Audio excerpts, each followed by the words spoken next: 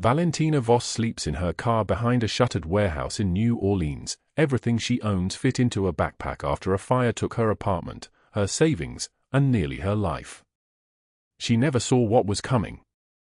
The November rain hammered down like fists on metal, turning the streets into rivers of neon and regret, and it was on a night exactly like this when a 6-year-old boy named Noah Conti fell into a rain-swollen canal and everything changed. The children's hospital billing desk gleamed under fluorescent lights at 11:08 in the evening. Valentina stood there with her hands shaking, counting out dollar bills and loose change onto the white laminate counter. $78. Every cent she had in this world, spread out like a confession. The billing clerk, a woman in her 50s with tired eyes and a name tag that read Sandra, stared down at the scattered money without speaking. Behind Valentina in the emergency room waiting area, 2 identical boys sat with bandaged heads. Noah and Marco, 6 years old, both wearing hospital gowns that swallowed their small frames. Their dark eyes were wide and afraid. A nurse had told Valentina in the hallway that they needed emergency CT scans, that there might be internal bleeding, that the deposit was $150,000, that their father was unreachable, that without insurance the hospital could not proceed. Valentina had been in the waiting room when the nurse made the announcement. She had heard the boys crying. She had watched them grip each other's hands like they were the only solid thing left in the world. "This is all I have," Valentina said, her voice barely a whisper, like a candle in the wind. "But please? Please just start the scans. The boys are alone. They need help." Sandra's expression softened. She reached down and touched Valentina's wrist, a gesture of human recognition passing between 2 women who understood desperation. "Honey, I can't take this. The system won't allow it. We need at least $1,000 to begin the process, and insurance information, and—" "Then take the 78, Valentina interrupted. "Take it as a gesture. As proof that someone cares. Please." What neither woman knew was that security cameras mounted in the upper corners of the billing area were recording every second. What neither woman knew was that a man in a charcoal suit stood in the hallway 30 feet away, watching through the glass partition, frozen in a way that his own lieutenant had never witnessed in 15 years of service. Giovanni Conti stood 6 feet 2 inches tall, his shoulders broad and powerful beneath fabric that cost more than Valentina's car. His hair was dark, silvered slightly at the temples, and his eyes were the color of a storm rolling in from the Gulf. A scar ran from his left eye to his cheekbone, a permanent reminder of a betrayal from long ago, and his hands, strong, scarred hands, gripped the doorframe until his knuckles turned white. 60 seconds earlier, Giovanni had arrived at Tulane Medical Center in a black Mercedes with Tony, his most trusted lieutenant, riding beside him. The call had come in at 11:32 in the evening. Car accident on Claiborne Avenue. 2 children. His children. Noah and Marco, 6 years old, with their mother's dark eyes and their father's stubborn jawline. The drive from his office in the warehouse district had taken exactly 9 minutes. He had been driving home from a meeting that did not matter, thinking about nothing in particular, the way men of power often think about nothing at all because they have trained themselves not to feel. The boys had been born 6 years ago to a woman named Isabella, a woman Giovanni had loved and then lost to a brain aneurysm when Noah and Marco were only 3 days old. 6 years of raising 2 children with the help of nannies and assistants and men like Tony who understood that loyalty extended to the boss's sons. 6 years of building an empire so that those 2 boys would never know want, never know fear, never know the kind of poverty that broke people into pieces. And now they were in a hospital, bleeding internally perhaps, and their father was arriving 60 seconds too late to save them himself. Giovanni pushed through the swinging doors. His lieutenant Tony followed, moving like a shadow that refused to separate from its source. The emergency room noise, beeping monitors, ringing phones, distant crying, seemed to fade beneath the sound of Giovanni's expensive Italian leather shoes striking tile. That was when he saw her. The woman at the billing desk was thin, far too thin, with dark hair that fell in tangles past her shoulders. She wore a black jacket that had been mended at the seams and jeans with a hole at the knee. Her hands were small and calloused, and she was placing her last $78 on the counter for 2 children who did not belong to her. Giovanni stopped moving. His chest seized. The scar on his cheekbone seemed to burn. "Boss," Tony whispered. His voice carried a question. "Who is she?" Giovanni could not answer. His throat had closed.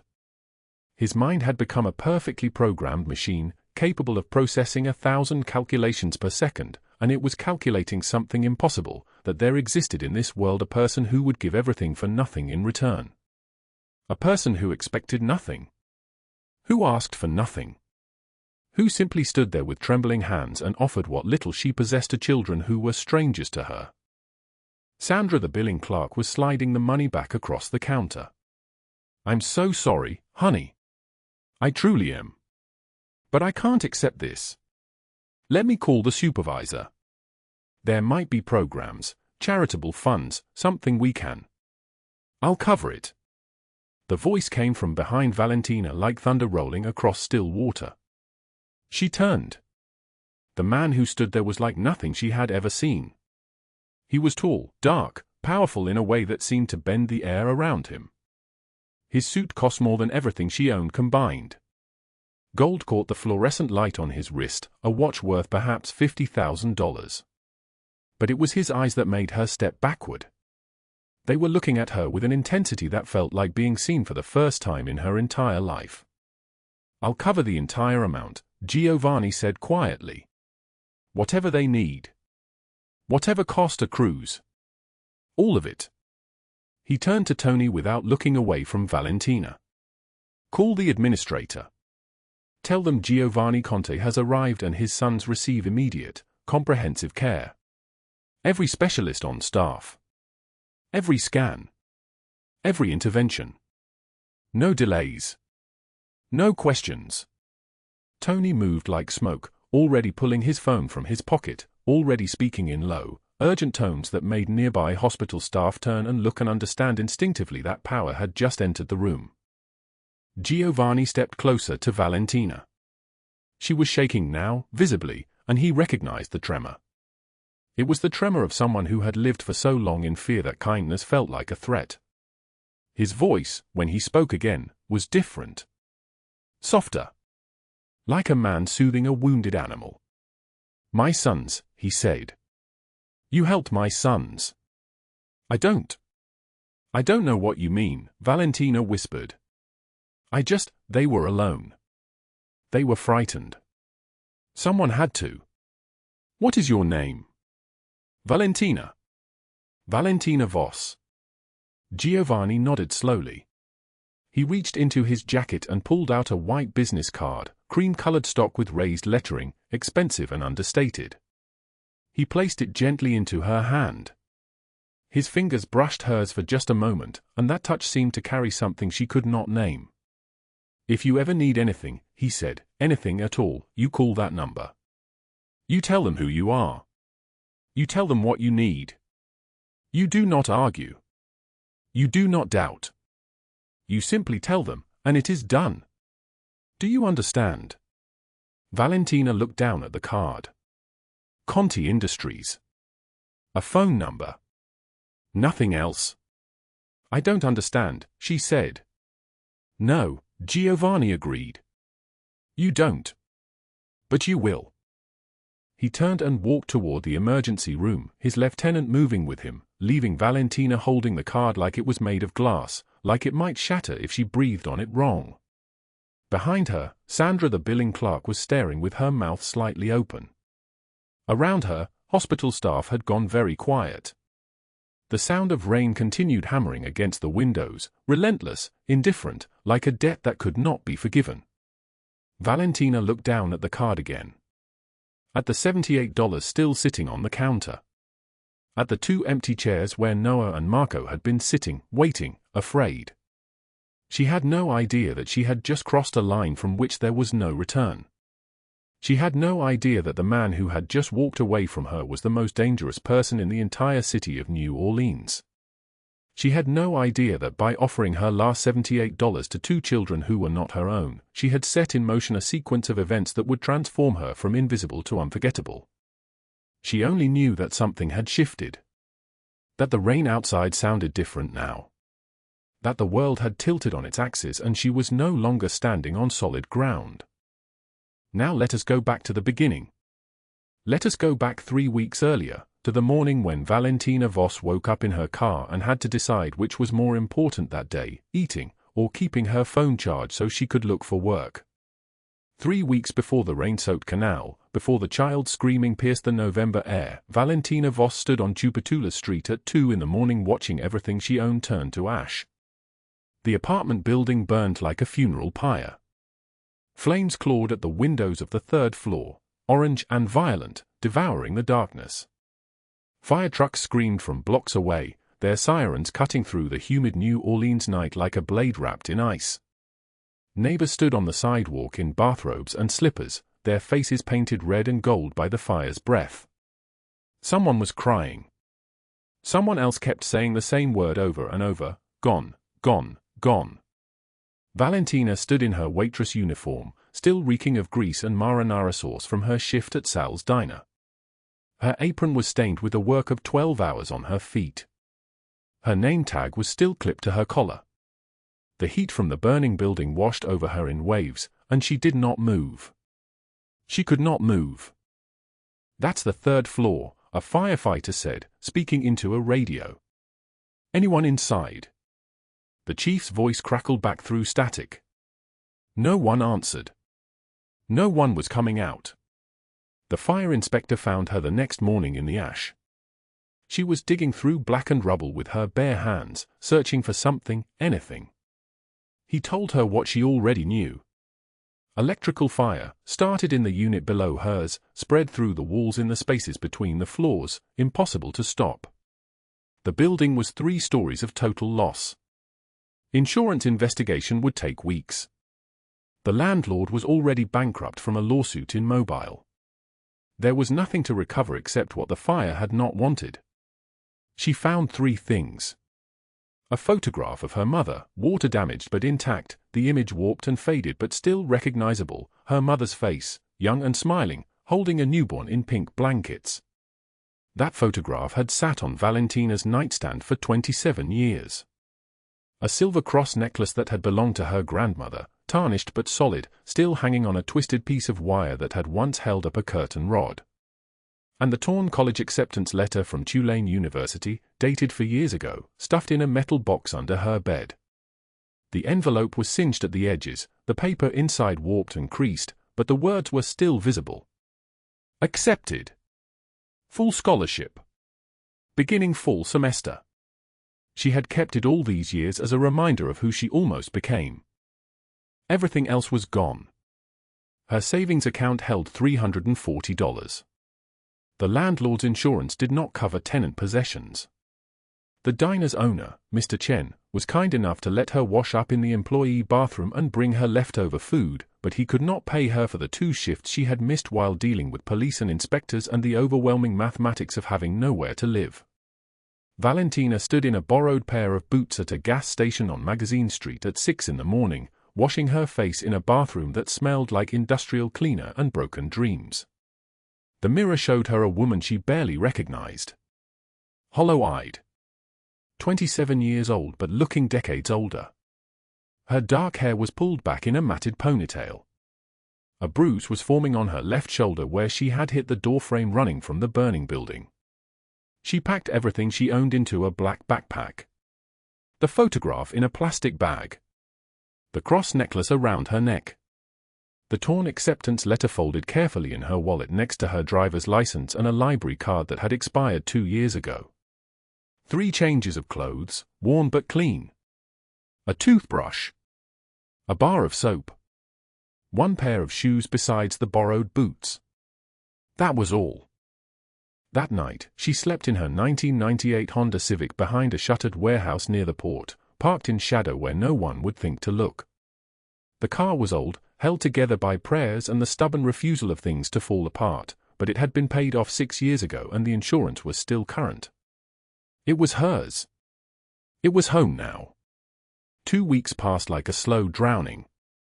Valentina worked double shifts at the diner, breakfast service and dinner service, 10 hours standing on her feet, 7 days a week. Mr. Chen did not ask questions. He just scheduled her for every shift available and made sure the kitchen staff saved her the better leftovers, the meals that were incomplete orders, the plates that customers sent back untouched. She ate standing up in the back. She drank coffee black to stay alert. She saved every dollar. By November 4th, she had accumulated $172 in a zippered pouch hidden in the backpack. The money represented 74 hours of labor. It represented the difference between sleeping in her car and sleeping on the street. It represented the possibility, however distant, of finding a room somewhere. A real room. A place with walls and a lock and a shower that did not require coins. Then the rain started. November rain in New Orleans is not gentle. It comes thick and relentless, hammering the bayou, flooding the streets, swelling the canals until they look less like waterways and more like moving enemies. The rain that year started on November 4th and did not stop until November 22nd. 18 days of water falling from the sky like a punishment. Valentina's car became a submarine. The windows fogged constantly. The floorboards began to develop a smell, not quite mold, not quite mildew, something between rot and despair. She cracked the window at night to breathe and woke up soaked. She cracked it shut and woke up gasping.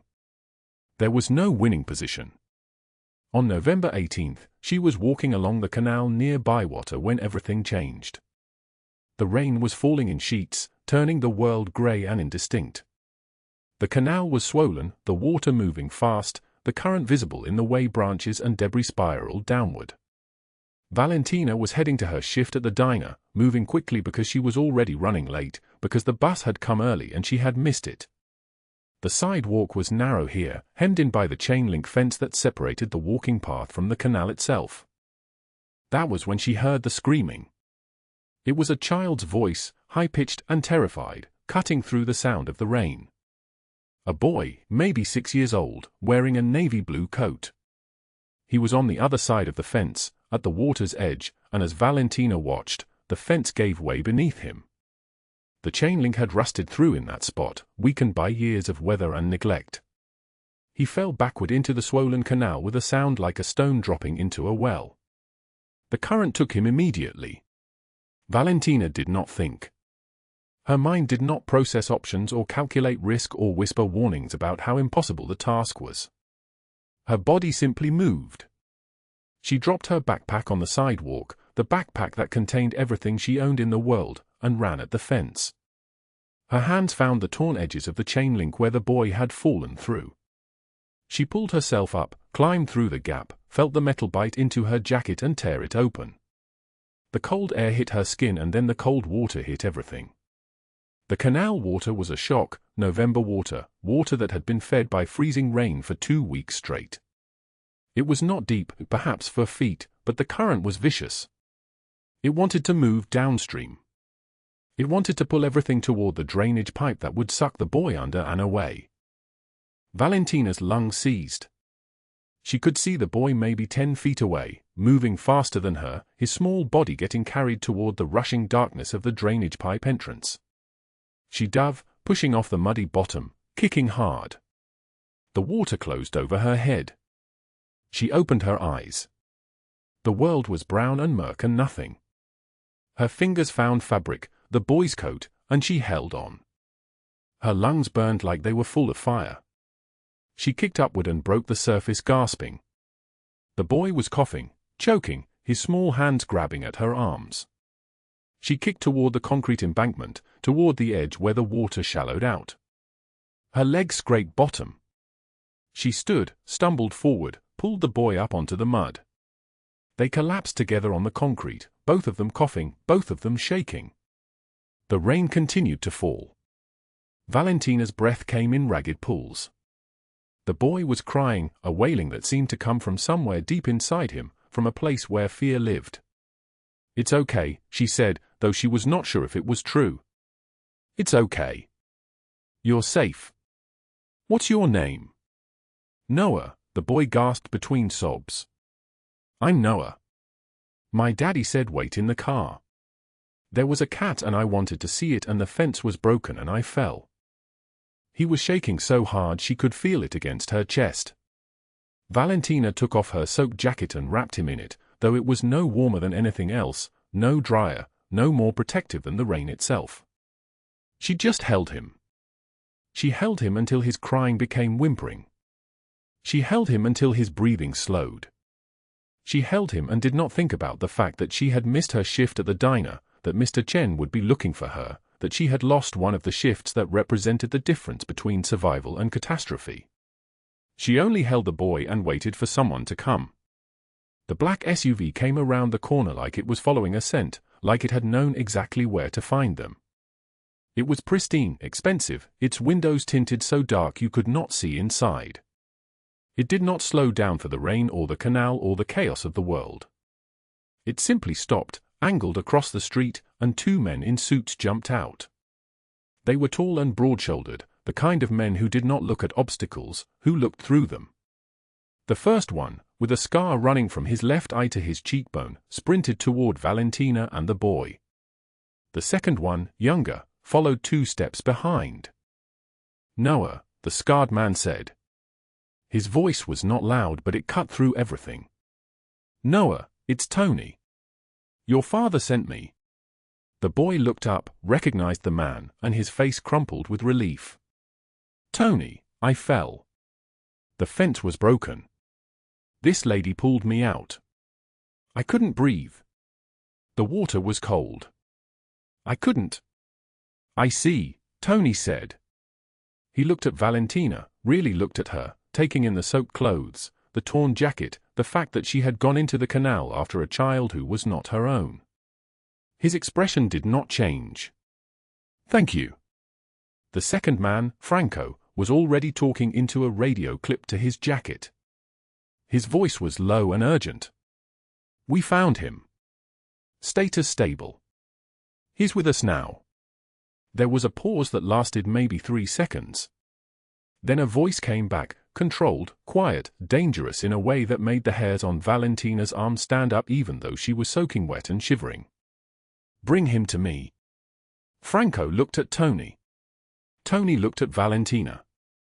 "Come with us," Tony said. Valentina shook her head, still holding Noah, who was clinging to her. "I should go. I have to work. My boss will be." "We're not offering a choice," Tony said. His tone was not unkind. It was simply final. "Get in the vehicle. Bring the boy. We are going to see his father, and his father will want to thank you." Behind her, on the rain-soaked sidewalk, Valentina's black backpack sat abandoned in a puddle. Everything she owned in the world. The photograph of her mother. The cross necklace. The torn acceptance letter from 4 years ago. She picked up Noah and walked toward the SUV. She would not realize until later that she had left it all behind. She would not realize until much later that nothing in her life would ever be the same from this moment forward. The rain fell like needles through the darkness of the New Orleans warehouse district, November cold cutting through Valentina's soaked jacket. She sat in the back seat of a black SUV, Noah wrapped in a silver emergency blanket beside her, his small body still shaking from the canal water.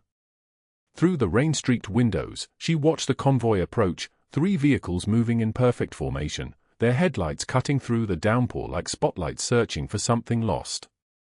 The middle SUV stopped first. A man emerged. Tall, 6'3", broad-shouldered, dressed in a charcoal suit already darkening with rain. His hair was salt and pepper, swept back from his face, and a scar bisected his left eyebrow like a blade that had once found its mark. His eyes were dark brown, almost black, the kind of eyes that had seen things that ordinary people could not imagine. This was Giovanni Conti, and he moved through the rain without any concern for the water soaking into fabric that probably cost more than everything Valentina owned combined. Tony and Franco scrambled to position an umbrella over their boss, but Giovanni ignored them. He walked straight to the SUV where Noah sat, and when he pulled open the door, the world seemed to stop. Giovanni dropped to his knees in the mud, not caring about his suit, not caring about anything except the small boy in front of him. He pulled Noah into his arms with a desperation that made grown men look away.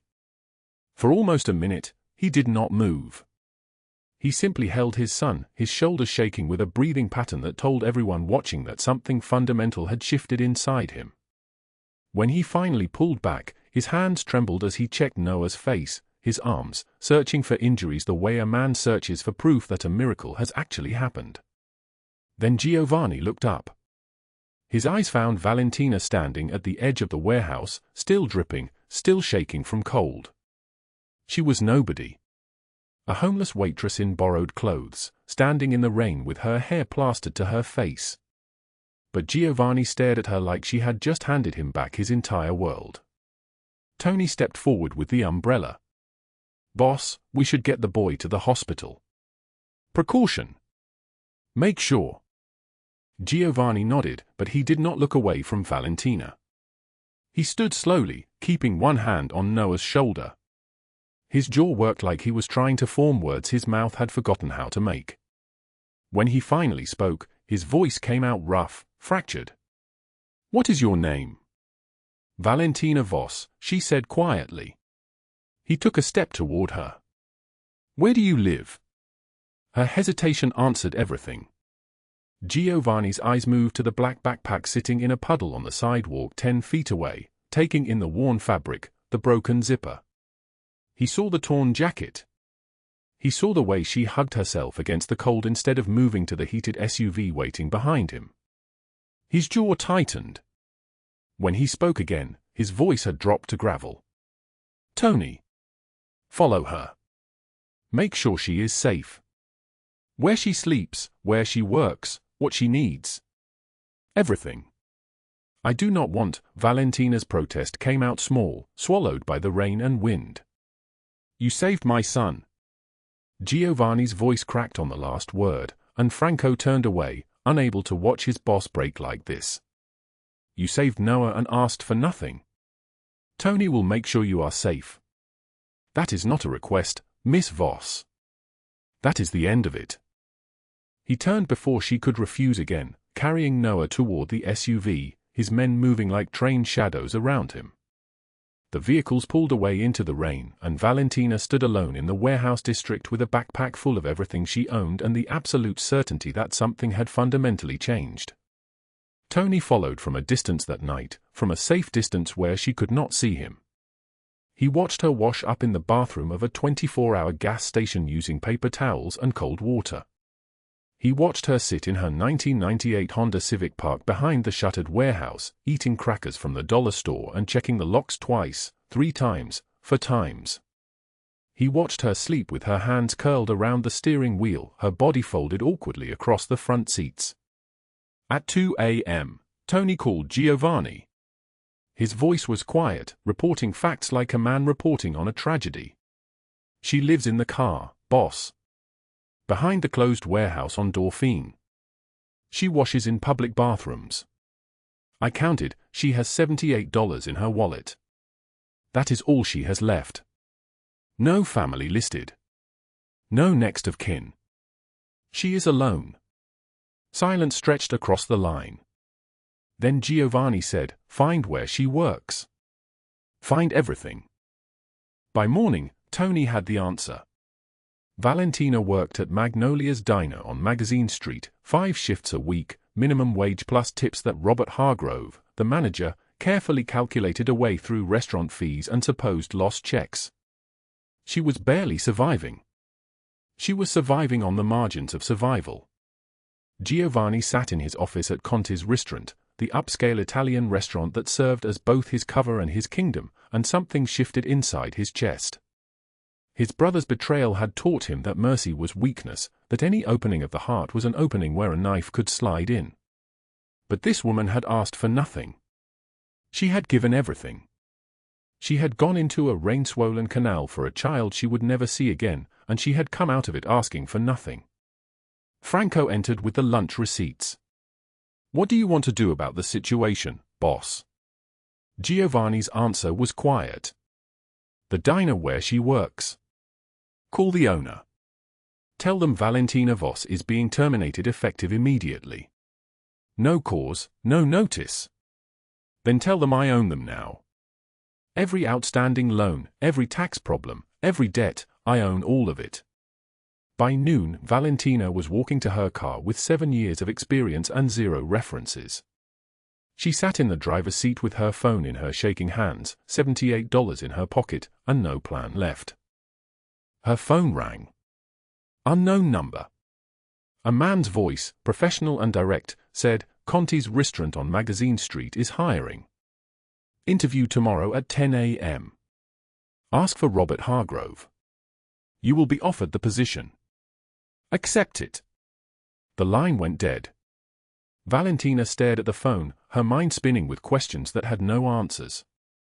She had never heard of Conti's restaurant. She had no connection to it.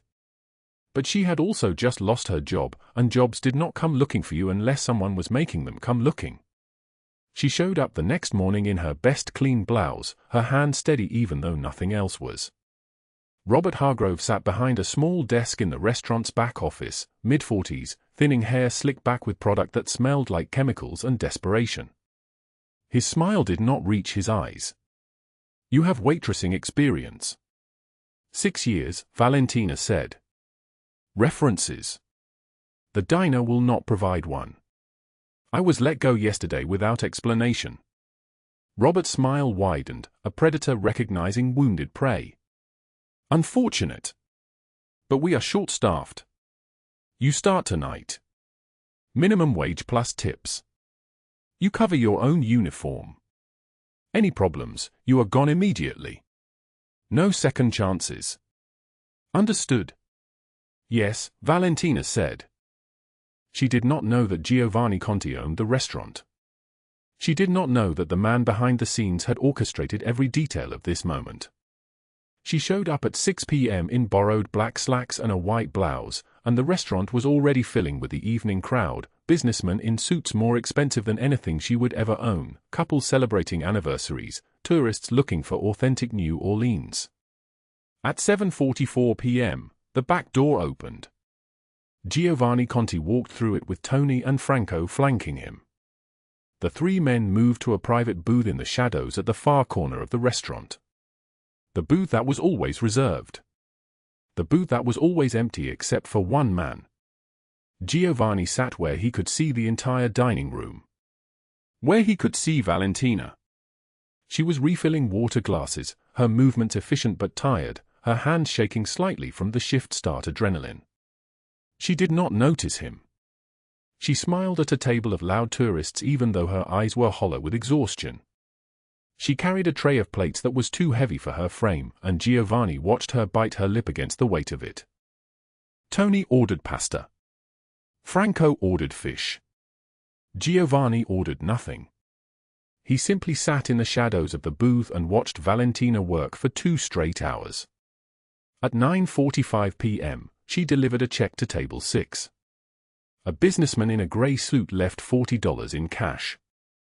Valentina reached for it, already calculating $40, minus 20% tip to the house, minus the percentage to Robert, minus the tax she had to claim. It would be $14. $14 for 2 hours of carrying trays and absorbing complaints from a man who barely looked at her. Before her hand closed around the bills, Robert Hargrove appeared. He scooped up the $40, pocketed $25, and pressed a crumpled $15 into her palm. "House fee," he said with that smile that had teeth in it. "Every table. Every night. You have a problem with that?" Valentina's face went pale. "That is my tip. That is stealing." Robert leaned close, and his breath smelled like onions and entitlement. "You want to report me? Go ahead. I will fire you before you finish dialing, and I will make sure no restaurant in this city hires you again. Every manager in New Orleans knows me. You will work for tips at the diner for the rest of your life if you cross me. Now get back to work." He walked away before she could answer. In the back booth, Giovanni's fork stopped halfway to his mouth. His hand went still. His jaw tightened like someone had wound a wire around it. Tony, sitting across from him, had already seen the entire exchange. He watched his boss, waiting, understanding without being told that the calculation of response was already happening in Giovanni's mind. "What did I just see?" Giovanni asked quietly. "Hargrove took her tips, boss. He takes from all the servers, but not like this. Not in front of everyone. Not with that contempt." Giovanni did not respond. He simply put his fork down, and when he looked back at the dining room, his eyes had gone dark in a way that Franco recognized. In 15 years, Franco had seen that look twice before. Both times, the target had ceased to exist within 6 months. Valentina sat in the break room at 11 p.m., after the restaurant had closed and the last customer had left and the kitchen was being cleaned by people who would never be thanked for it. She was counting her tips in the fluorescent light that made everything look like it was already dead. $63 for 5 hours of work. 1,260 minutes of her life, purchased for $63, and the stolen dignity of watching Robert Hargrove smile while he took what was hers. She pulled out the torn college acceptance letter from her backpack. The paper was water-damaged from the apartment fire, the edges curled, the ink running in places where water had found words. Tulane University School of Social Work. Full scholarship, for years, starting September 4 years ago. She should have been in her 3rd year now. She should have been learning how to help people. Instead, she was learning how to survive when survival felt like the cruelest joke the universe could play. The door opened. Franco entered to grab something from storage, and he stopped when he saw her there, shoulders curved around the letter like it was something holy. "You okay, miss?" he asked. She wiped her eyes quickly. "Fine. Long day." Franco nodded and left, but he told Giovanni everything. And over the next 3 weeks, a pattern emerged that Giovanni observed like he was watching a chess match where one player had already lost and did not know it yet. Valentina worked doubles. 12 hours, 6 p.m. to 6 a.m., sometimes more. Robert stole from her every single shift. More than that, he humiliated her, he commented on how thin she was, suggested she was stealing food, implied that her poverty was a personal failing rather than the consequence of a burning building and a mother's medical bills and a scholarship that had evaporated while she was washing bedpans in a hospice facility. Giovanni sat in his booth, saying nothing, watching everything. Tony and Franco investigated Robert Hargrove at Giovanni's quiet instruction. Married to Sophie Langford. She was the one with real money. Her father owned 1/3 of the real estate in the Garden District. Robert's job at the restaurant was vanity, a way for him to feel important while his wife's family money paid for his expensive suits and his mistress' apartment on Dauphine Street. Giovanni also learned about Valentina. No family. No next of kin. No place to call home. She had not eaten a full meal in more than 2 weeks. The apartment fire 4 years ago had taken everything, her mother, her savings, her future. On the 4th week, Giovanni spoke to Antonio, the head chef. Table 14 orders too much food every night and leaves only what cannot be finished. Box it up. Before Miss Voss leaves, tell her it will be thrown away otherwise. That we do not waste food in this restaurant. She might accept waste when she would refuse charity. Antonio understood. He had worked for Giovanni for 8 years. He knew that his boss did not ask for things lightly. That night, Valentina received the first box. Chicken parmesan, pasta with marinara, bread that was still warm, a small container of tiramisu. She sat in her car parked behind the warehouse and cried while she ate, her body shaking with gratitude and shame that she could feel such gratitude for food that was supposed to be discarded. On the 21st day, everything changed. December 2nd was a Wednesday. The restaurant was slow, the kind of night where servers outnumbered customers, and the whole space felt like a stage waiting for something to happen. Valentina was refilling water glasses, moving carefully through the dining room, when Giovanni spoke from the back booth. "Miss Voss." She stopped. Her entire body went rigid. She turned slowly, and when she saw him sitting in the shadows with his men around him like a wall, something in her chest contracted with fear and something else she could not name. "Sit," he said. It was not a request.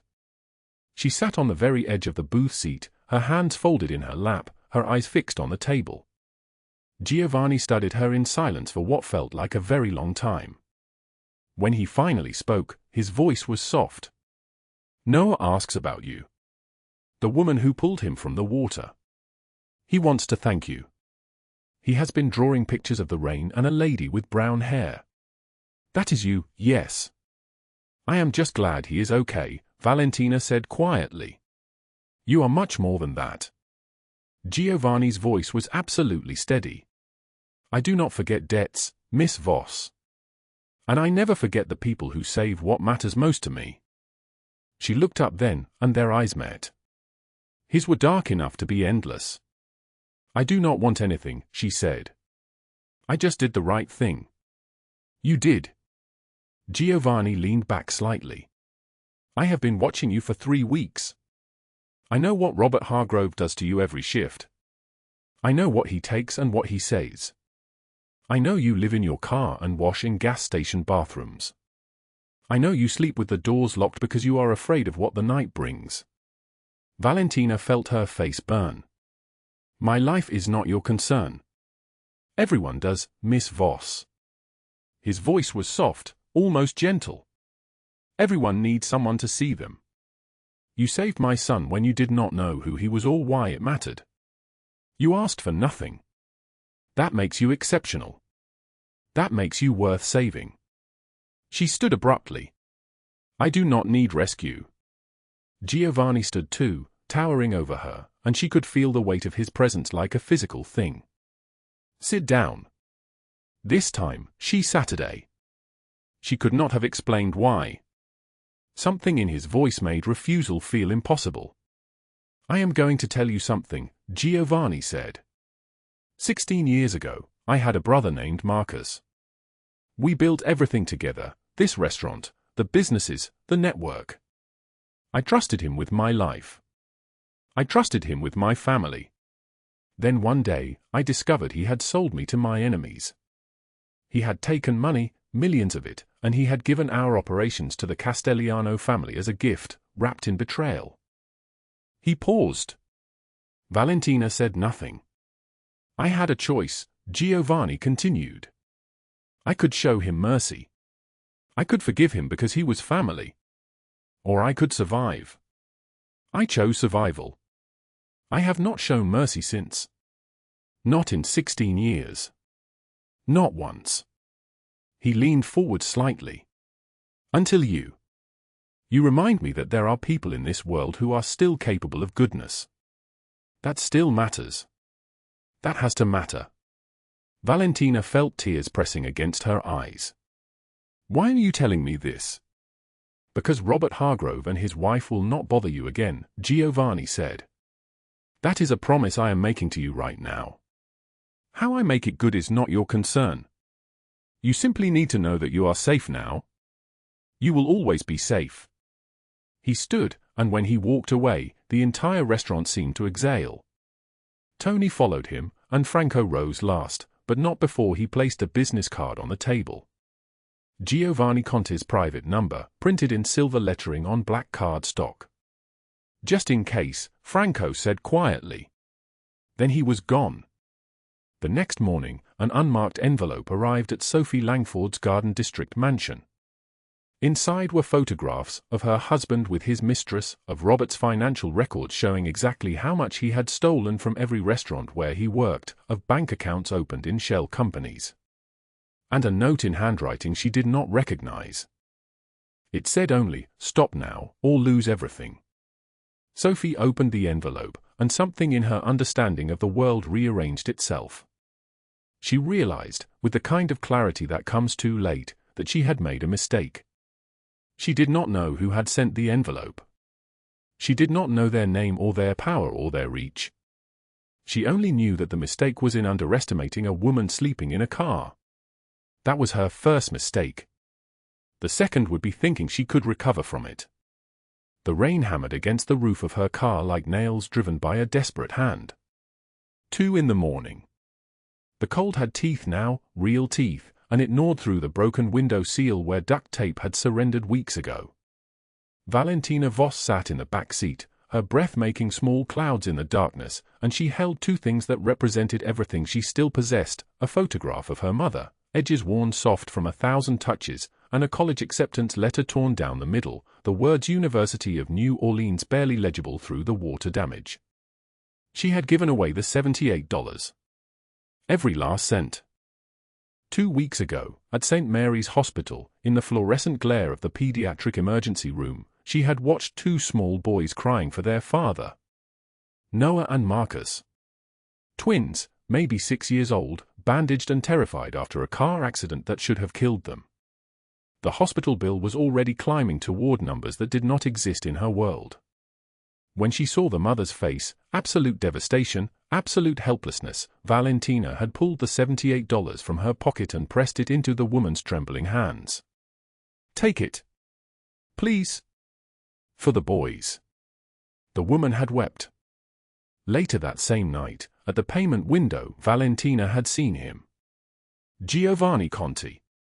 Tall, broad-shouldered, wearing a cashmere coat that cost more than her car's down payment. He had paid the entire hospital bill. All of it.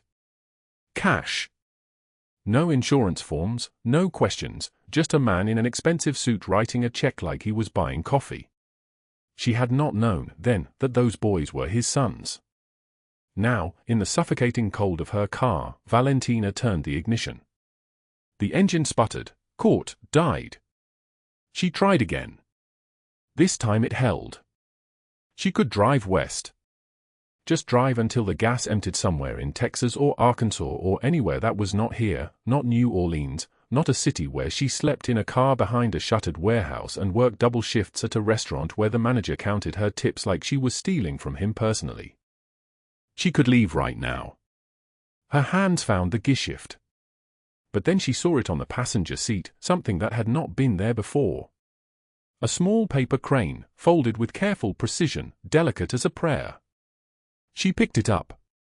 Her fingers trembled as she unfolded it. Inside, written in a child's uncertain letters and someone else's steadier hand beneath it, were words: "Noah made this for you. He says you are his hero." Gee! Valentina held the paper crane and wept. Not the quiet tears of resignation she had learned to cry in the dark. These were different tears. Angry tears. Grateful tears. The kind of tears that meant someone had seen her. Really seen her. She did not turn off the engine, but she did not drive away either. She sat in the rain and held proof of her own existence and waited for morning to come. The dawn broke gray and cold across New Orleans. At exactly 6 a.m., 12 men in black tactical gear descended on the Garden District mansion where Sophie Langford slept in Egyptian cotton sheets worth more than Valentina's entire life. Federal agents. IRS badges gleaming in the early light. They had warrants, plural, each one a blade cutting through years of careful crimes. Financial fraud. Tax evasion. Embezzlement. Wire fraud. Robert Hargrove had been skimming from Conti's restaurant for 7 years. Money flowing into offshore accounts like blood from an open wound.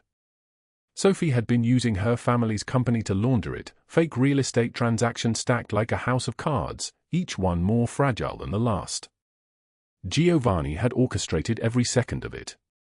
For months, he had fed evidence to federal investigators through anonymous channels. Every document. Every transaction. Every lie carefully preserved and delivered like a gift wrapped in iron. The raid was televised by 7 a.m. Every New Orleans news station caught Sophie Langford being led out in handcuffs, her designer pajamas like a punchline, her makeup running, her power evaporating into the December air like steam. She screamed about lawyers and connections and family money. The cameras caught it all. By noon, her face was everywhere. By evening, her family had cut ties. Robert collapsed on the mansion lawn, trembling like a caged animal, begging agents to listen, to negotiate, to understand. They did not care. He was looking at 10 years minimum. Maybe more. Everything he owned seized. Everything he was erased. Tony watched the broadcast from Giovanni's office, the television mounted on mahogany paneling, the image sharp and brutal. "Boss, it is done. Sophie Langford is facing 15 to 20 years. Robert Hargrove looks at federal prison for the rest of his natural life." Giovanni did not smile. "A bullet would have been too quick," he said. "Too easy. Too merciful. This is justice. They will spend years in concrete boxes remembering how they treated those with nothing. That is a more fitting consequence." Franco entered with his usual quiet precision. His face was grey. "Boss, we have another situation." Giovanni knew what was coming. He had known for weeks. "The FBI agent who led this morning's raid, he is the same one building a case against you. Federal prosecutor has been assembling evidence. RICO violation. Organized crime. Witness testimony, financial records, surveillance." Franco paused. 40 years mandatory minimum if convicted. Giovanni looked out the window at the rain. The same rain that was falling on Valentina's car, on the warehouse district, on the whole broken beautiful city. "How long do we have?" "Days. Maybe a week. They are very close now." Giovanni was silent for a long moment. "Then, make sure she is taken care of. When I am gone, I want a place for her. A real place. Not a warehouse, not a car. And I want her to finish her education. Set up a trust. Anonymous. She would never accept it from me directly." Tony and Franco exchanged the kind of look that men exchange when they have just watched the most powerful person they know make the choice to fall. "Boss," he began. "Just do it," Giovanni cut him off. "And bring her here tonight. There is something I need to say." At 8:41 p.m., a black SUV pulled up behind the warehouse where Valentina still sat in her car. Tony opened the passenger door. "Miss Voss, Mr. Conti would like to see you. Will you come with us?" She knew what this was. She had known since the paper crane. She had made her decision hours ago in the cold dark. She was going to refuse him. She could not keep accepting his protection. Could not keep being saved by a man who lived in a world she could never enter. It was not sustainable. It was not fair to him. It was not real. She climbed into the SUV. Rain drummed on the roof. The leather seats were warm. The restaurant was closed, shuttered, the lights dimmed except for the back booth where Giovanni Conti sat alone, a single candle burning on the table in front of him. He wore a black suit, no tie, the first 2 buttons of his white shirt undone. His face was carved from stone. Behind him, watching from the shadows, were Tony and Franco. When Valentina approached, Giovanni stood. "Miss Voss. Thank you for coming." She did not sit. "I have to say something first," she said. Her voice was steady. "You have been kind to me. More than kind. You have saved my life. But I cannot accept this anymore. I cannot keep being someone you protect and provide for like I am charity. I am not charity, Mr. Conti. And I am not," she stopped. "Not what?" "Not worth destroying your life for," she finished. Giovanni listened without speaking. When he finally moved, it was to step around the table and stand directly in front of her. He did not touch her. He simply looked at her with those dark eyes that had seen violence and power and everything the world could take from a person.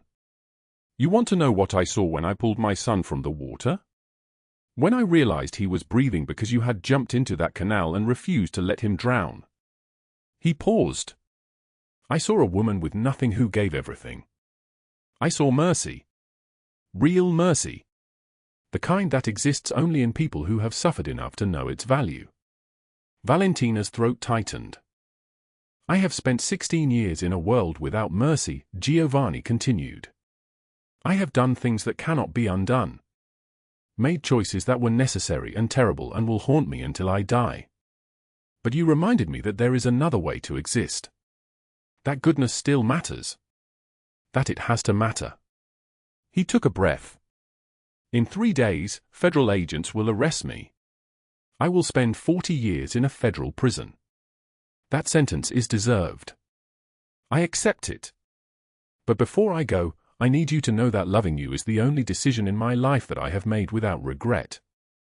The words hung in the candlelight like something physical. Giovanni reached into his jacket and withdrew a small velvet box. Inside was a ring, not ostentatious, not trying to prove anything, just beautiful. Valentina Voss, I am asking you to build a real life. Go back to school. Get the life you were meant to have. And when I am released, if you are still willing, I will spend every day trying to be someone worthy of the woman who saved my son and changed everything. She did not answer. She simply stepped forward and kissed him, and in that moment, neither of them was afraid of tomorrow. The door to the restaurant opened behind them. Neither of them turned. At dawn on December 18th, Giovanni Conti was arrested at his home. Federal agents, black SUVs, handcuffs on the wrists of the most powerful man in New Orleans. Every camera caught it. Every news station broadcast it. The empire, at last, was coming down. But in a small studio apartment in the Marigny district, rented and real and with her name on the lease, Valentina Voss slept with a ring on her finger and a paper crane on the nightstand. She had chosen fear for 16 years. Now, she was choosing trust. And that choice changed everything. Every day we choose between fear and trust, between closing ourselves off and opening our hearts. This is the choice that defines us. 3 months later. March. The rain has stopped. Valentina Voss stands on the courthouse steps, waiting. She has a job now at a non-profit legal aid clinic. She has an apartment in mid-city, small but hers, paid for by wages she earned. She has re-enrolled at Tulane University School of Social Work, spring semester, her scholarship reinstated after the school heard her story. She rebuilt herself. Not because Giovanni saved her, but because she saved herself, with his protection removing the barriers long enough for her to stand. The trial lasted 8 weeks. The verdict, guilty on all counts. Sentencing, 40 years in federal prison, eligible for parole in 20. Giovanni Conti will be 71 years old before he breathes free air again. The courthouse doors open. Giovanni walks out in an orange jumpsuit and chains, flanked by U.S. Marshals. He sees her immediately. Stops walking. Miss Voss, you should not be here. I know. But some debts run deeper than law, and some people change us in ways that survive even the bars meant to keep them locked away. Giovanni's eyes shine with unshed tears. You owed me nothing. I owed you everything. Valentina steps forward until the marshals stop her. Thank you, Giovanni. For seeing me when I was invisible. For believing I was worth protecting. For teaching me that mercy is not weakness, it is the hardest kind of strength. Giovanni's voice is hoarse. Will you visit? If they let me. I promise. He nods. Then I have something to live for. The marshals lead him to the transport van. Valentina watches until it disappears. The sound of the engine fades into traffic noise, into the ordinary rhythm of a city that does not stop for one man's ruin. Tony approaches from behind. He left something for you, miss. In his will.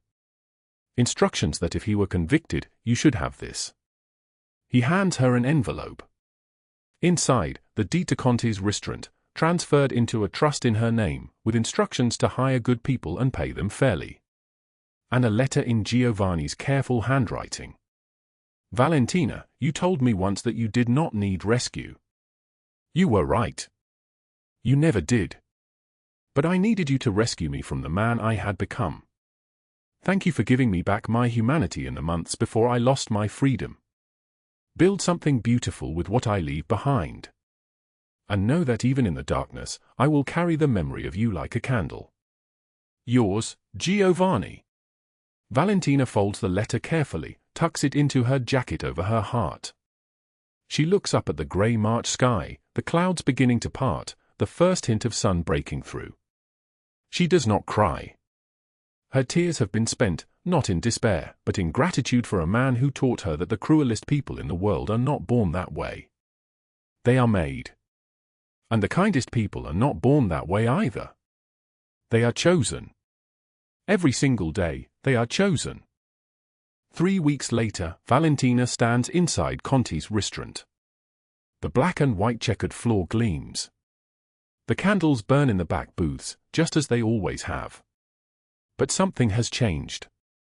She has changed the name to the Invisible Kitchen. On the walls, photographs of people the city forgot. Stories of survival. And above the bar, a plaque in memory of those who were invisible, and in honor of those who saw them. She hires good people. Franco, Giovanni's lieutenant, comes to work as the head of security. Not to protect her from danger, but to protect the restaurant for her. To honor the last wish of a man he followed for 15 years.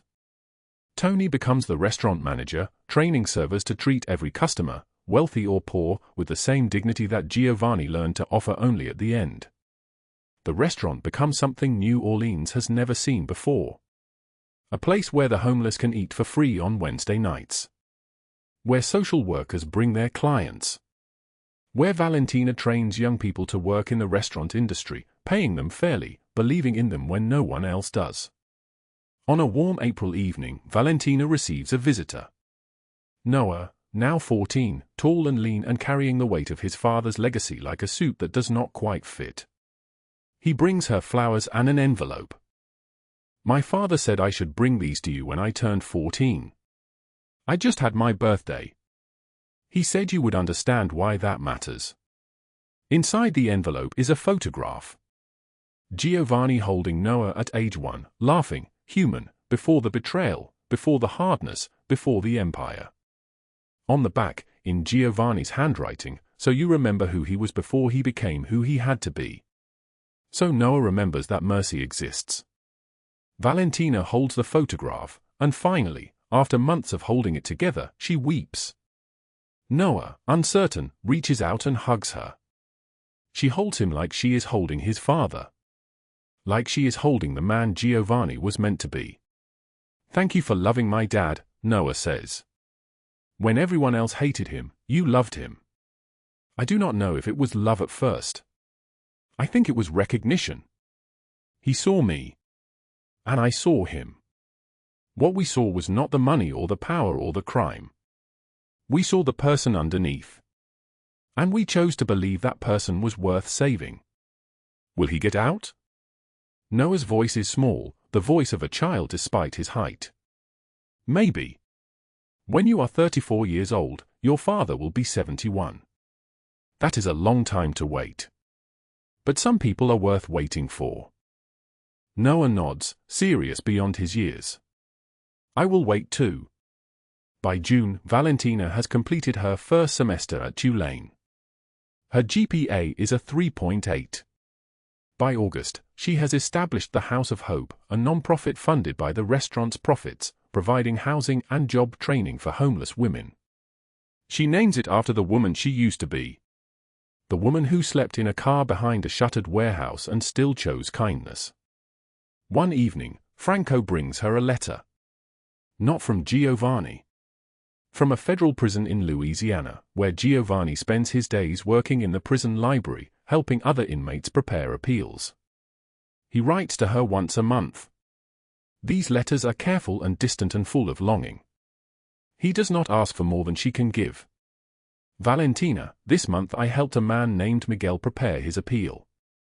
He has been here for 6 years for a crime he did not commit. I remembered you telling me about the legal aid clinic. I remembered you saying that most people in prison are invisible, and the invisible are treated as if they do not deserve justice. I made sure Miguel's case was seen. I did this because you taught me that small acts of mercy are the only real power that exists. I do not ask for forgiveness. I only ask that you remember that there are still good men in bad places, trying to be better. Giovanni. Valentina reads this letter at her desk in the invisible kitchen, in the booth where Giovanni used to sit watching her work. She thinks about the man he was. She thinks about the man he became. She thinks about the man he is trying to be, day after day, in a cell 6 hours away. She writes back a single sentence, "I remember you. I am waiting." That sentence becomes the anchor that holds Giovanni Conti to his humanity. That sentence is tattooed on his wrist in tiny letters that only he can see. That sentence is his reason to wake up each morning and choose gentleness instead of rage, forgiveness instead of bitterness, hope instead of despair. And every day, Valentina Voss chooses fear and trust. She chooses to keep her heart open even though it is dangerous. She chooses to build something beautiful from the ruins of her own tragedy. She chooses to see people when the world treats them as invisible. This is the story of how one homeless woman and one mafia boss learned that we are not defined by what the world takes from us, but by what we choose to give when we have nothing left to lose. Every day we choose between fear and trust, between closing ourselves off and opening our hearts. This choice is everything. If this story moved you, drop a like right now. Share it with someone who needs to hear that even in the darkest moments, there is light. Subscribe and turn on notifications. We bring you a new story every single day. Comment below, do you believe people can change, or are we all just prisoners of who we have always been? Your story is not over.